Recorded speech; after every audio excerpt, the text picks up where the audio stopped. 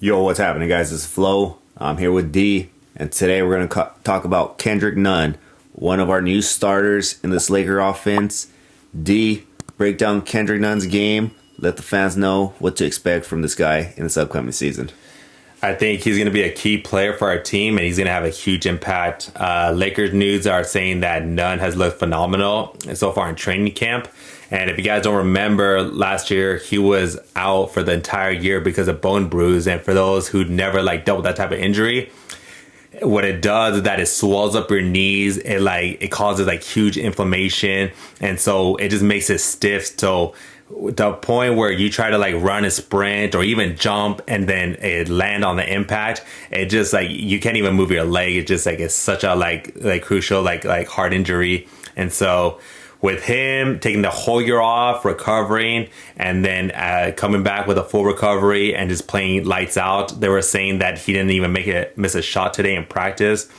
He's gonna be a key player to our season, because if you guys don't remember when he was with the Heat, this is a guy that was coming out the bench and he was averaging almost 15 points a game. And he's a shot perimeter. He could shoot from the outside. He also shoot from the mid range. He could create his own shot. And so instead of just relying on Anthony Davis, usually what we do towards the end of the game, or with LeBron trying to make creating a shot for himself, or even Russell Westbrook, just making a dumb play at the end, Kendrick Nunn could also be one of the key players for the fourth quarter, that we give the ball in his hands and he can make his own shot. And like I've been saying, he's probably going to be our best three-point shooter this season. He's probably going to be our best shooter overall.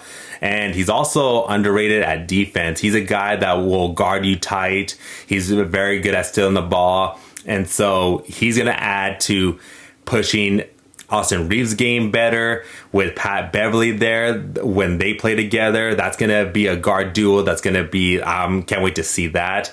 And so with him, it just gives us another shot creator, because last year when we had Anthony Davis out and even LeBron out, we relied on Russell Westbrook and who was our second best player, Carmelo Anthony. And so this is going to give us someone who's younger. He's only 27 years old, so he's still in his prime right now. And so it's going to give us a player that he could create his own shot. He's going to be he could rebound. He could have our fast breaks. And so I think he's going to be a key player for the season. Yeah, man.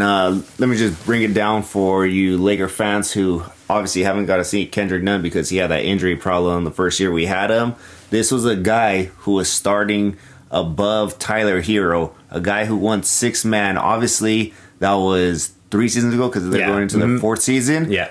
But before that, before all the injuries happened, the trades for him, or not the trades, free agency for him to end up in LA, he was starting above Tyler Hero, who's a pretty hell of a good player himself. And I think he could do a lot of the same things Tyler Hero does for the Miami Heat, where he comes off the bench and gets you, or not, he's going to be starting, but he's going to be able to get you instant offense for the most part. He's a shot creator, shot maker, and his offensive skills, like you said, are there.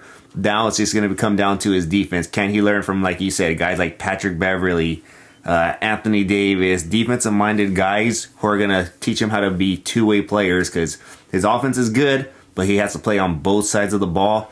Darvin Ham preaches that. So if he could buy into that, put some of that offensive effort into the defensive side, I think he'll be a hell of a player. And he's going to show the league that was the reason why the Heat started him over Tyler Hero those first years. Obviously, injuries sometimes derail players' careers, but I still think he has a lot left in his tank. That was his only injury for the most part, and I think he's going to be a solid piece for the Lakers this upcoming season. Yeah, and before his injury, he was shooting from 48%, so he was almost shooting at 50%, making half of his shots. And so that's going to be a player that, man, if he could even just get in the 40 range, that, I'll take that, man, any day. Because essentially also for Laker fans, we lost a key offensive player this year because we had to make some trades, so we're not going to have THC, but this is a guy that Nunn is essentially going to be taking his spot, because with THT, he would come off the bench and he would score lights out, but he was also defensive liability, and he never took that step. He never took that hump to where we wanted him. This is a guy that we ended up keeping instead of getting, Kyle Lowry. And so when we traded THT, that was Nunn's time to be like, all right, this is a guy coming back from injury, and he's going to have a little bit on his plate, but I think he's going to be a huge impact for our team, and he's looking to take that spot. And so I really think that with him on the floor with the starting lineup, that he's going to have a lights out year. Yeah, and another big guy that he has to replace as well is a Malik Monk. He's not going to be the rim slasher Malik Monk was, but as far as spacing the floor, Malik Monk was pretty much the only guy who did that for the Lakers last year. Carmelo Anthony in spurts, but I think Malik Monk was our most consistent floor spacer, and I think Kendrick Nunn, with, like you said, that 48% shooting he did his rookie year, if he could, even if he's only at 42%, that's going to be huge for the Lakers. Give Anthony Davis room to work down low. You give LeBron James lanes as well as Russell Westbrook and Damian Jones just for easy lobs. You need that floor spacer, and Kendrick Nunn is going to be that guy for us. And I think like last year we were almost dead last to like one of the worst 3-point shootings on the team.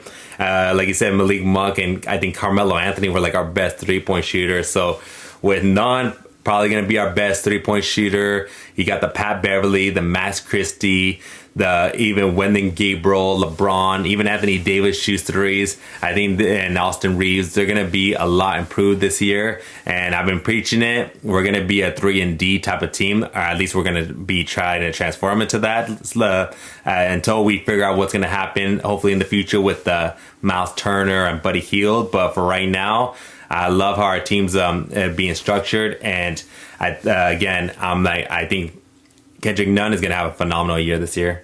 All right. Well, you guys let us know in the comments what you guys think about Kendrick Nunn. What do you guys expect for him in this upcoming season? Like, comment, subscribe, hit that notification bell. See y'all next time. Peace.